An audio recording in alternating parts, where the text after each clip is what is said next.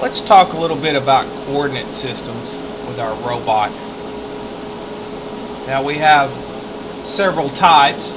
Let's start with the world coordinate system, which is default and is basically defined from the very center base of the robot, which is right here.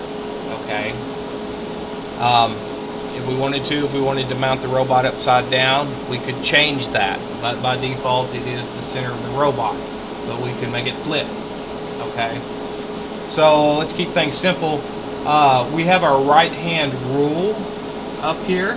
Notice a little overlay with our thumb and the coordinate system of X, Y, and Z as related from here. Now I want you to watch as I jog the robot.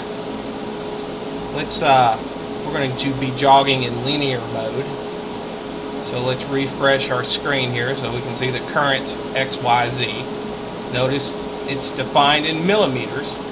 Now, what are we defining in millimeters?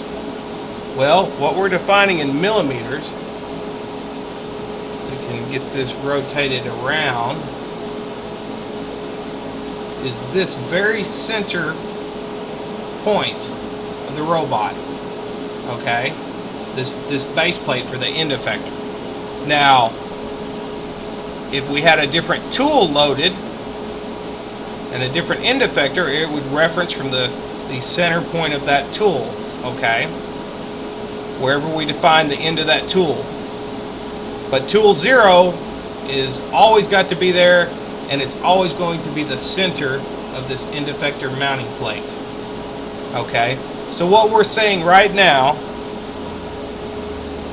is, get back over here so you can see that. We're saying that the center of that mounting base plate is in the X position 109 millimeters, and in the Y position, or the X position from the base here all the way out, is 109 millimeters. We're saying from the Y position that we are 300.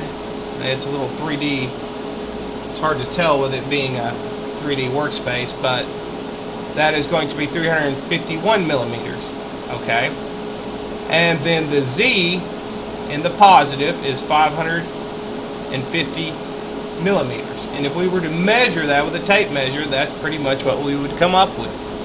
Okay? Now notice our joystick is labeled in the directions of what will change. So let's jog the robot just a little bit. I'm going to use the teach pendant. Notice that my coordinate system is set for world, and I'm using the default tool 0. So I'm going to jog the robot in the positive direction. Now we're at 550. Let's go to positive. And let's refresh our screen right here. And we should have had our Z increase.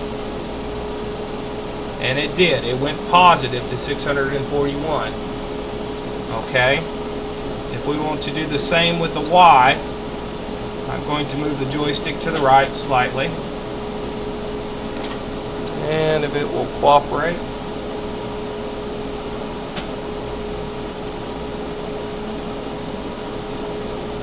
And if we reload that,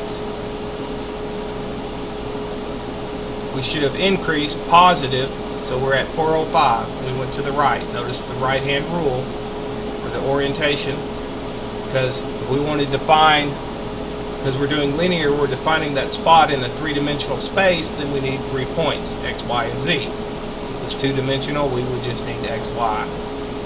So let's look at X. Let's modify X into the positive direction. Notice positive is forward. I'm going to, wrong way. Let's go that way. And we should be positive out there.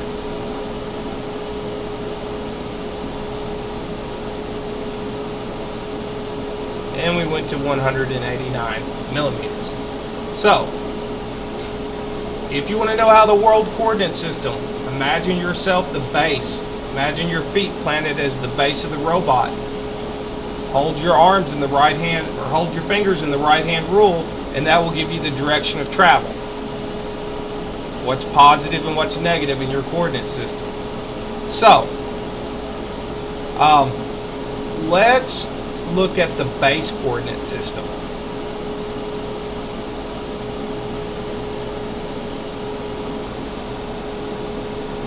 Okay, let's look at the base coordinate system. One thing we notice about the robot, remember this is a live simulation of the actual robot, it's easier for me to get two screens up this way, is it's actually setting up. And that would be if we had a stand, maybe we had a stand the robot was setting on, we would have to modify that system to have it set up, okay? That way when it went below its level, it would go into the negative on the Z. Does that make sense? So if it went below here, we would know we were below the base of the robot. So, let's look at that coordinate system. Notice the right-hand rule, I'm going to overlay it. It's not down here anymore. The robot's moved. It's up here. Okay?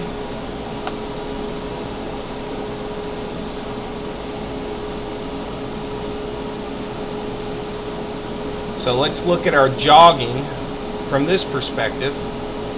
First thing I'm going to do is I need to change my coordinate system, and I would click right here, reload the page. So now I'm going to be jogging from the base. So I will select the base, touch the base, and then click OK.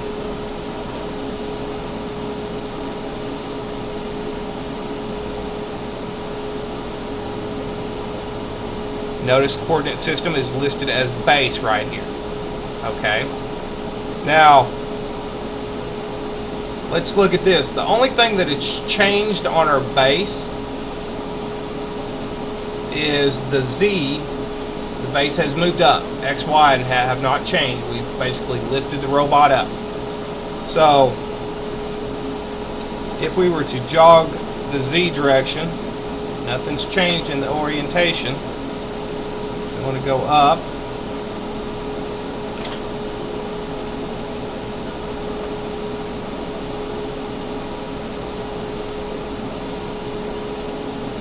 We're at 693. So we've determined that it's exactly the same, except we're now located above the world.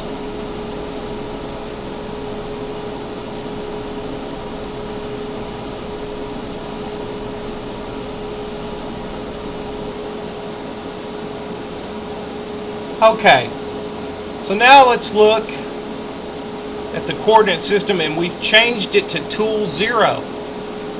We are actually jogging from the tool perspective. Okay.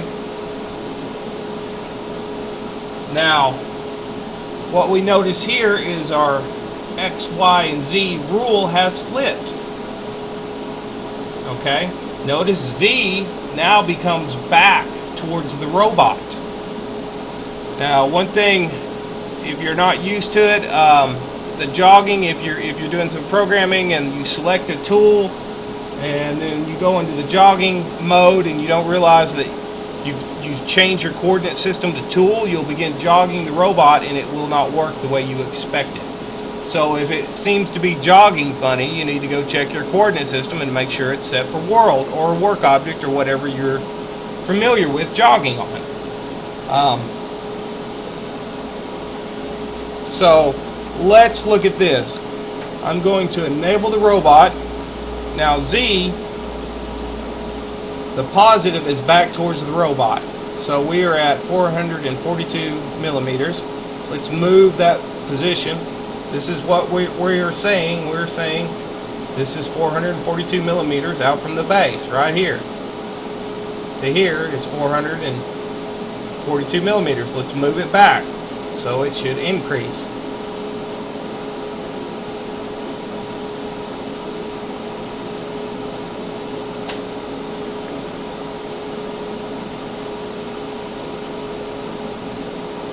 And we move back. Let's reload the screen. 442. And we've moved back to 452 millimeters. Alright, X and Y are exactly the opposite in relation. If we want to check our X, let's see what X is. It's hard to tell here, but let's do an X move. Okay.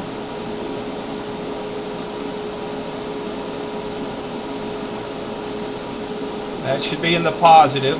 That direction is positive for X. Let's reload it.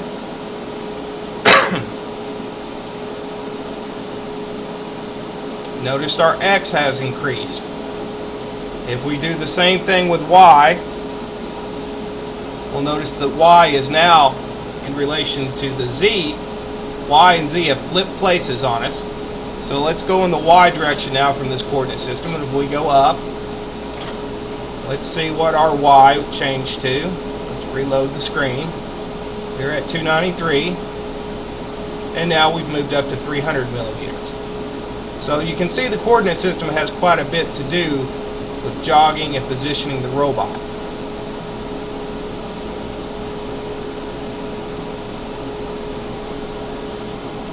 Now the other coordinate system we can do is a work object. We can define a work object. When we define that work object, that becomes a custom work piece. Say we had a box we were working on, we would define the box. Okay, now we say, why do you want to do a work object? Well, if you make 1,000 program points in your robot and somebody bumps the robot, you will make 1,000 corrections to your program. However, if you program 1,000 points to a work object and somebody bumped your robot, you would just redefine the work object in 3 points and the rest would follow suit. So it's always a good idea to never ever program points or rob targets unless they're in a work object. It just makes life so much easier. Work object moves, redefine it, and everything follows. So if we wanted to move to a work object, and I actually have a work object defined in this system. Change my coordinate system from tool to work object. I'll select work object, click on it, click OK.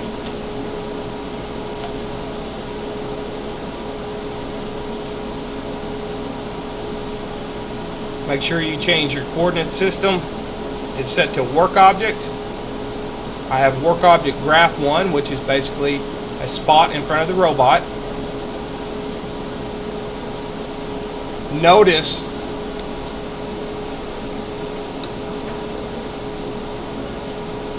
as I jog the robot,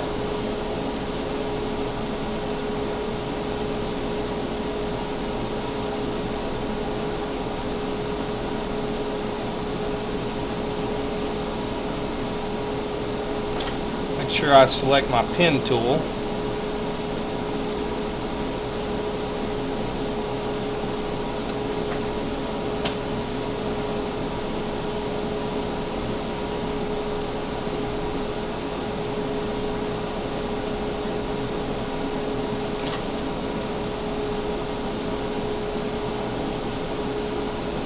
And if our work object was defined just like this, then our X, pulling down on the joystick, should go in the positive direction. And it does. So I'll pull down and I incremented the X position. I made the joystick move this way. Notice the down direction. I pulled the joystick down and my X increased. Now, depending on where I define this work object, I could have it up here. Here's the cool thing about work objects. If you say your robot you're working on an incline piece. Well, let's say we're working on this cube up here in space, and this cube is rotated. Rotate the cube, And let's do 45. So now we could jog, because that's kind of hard to jog from a world coordinate system because you're on an angle. Well, if we moved up here, we had this defined up in space, and we were jogging to the work object, then we would not have, we could do left right. We would not have to do the analog position or go to the corner of the joystick in order to move. It would be a much cleaner jog, much easier to find positions.